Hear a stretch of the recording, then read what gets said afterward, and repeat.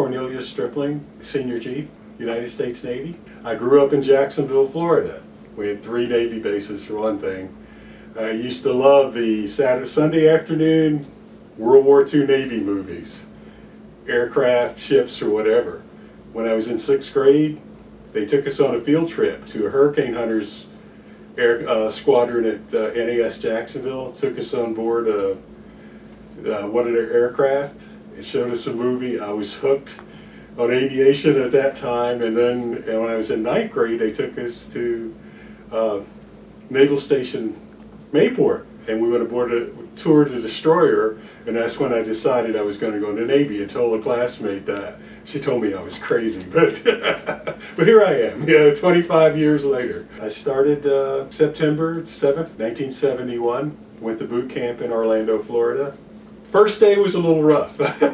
People yelling at you, going, "What did I do to you?"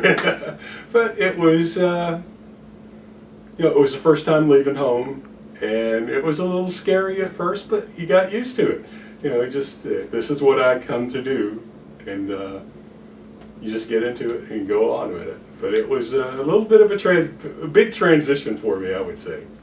Swimming was one, although I grew up in Florida, but I was a weak swimmer. They got me a much better swimmer. Not tying. And communications.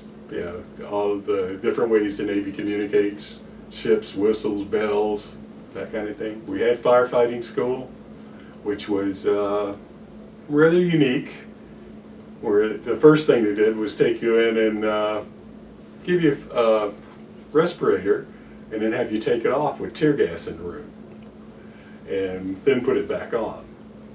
So that was kind of a unique thing to do. Well, my parents came down for graduation. That was a good thing.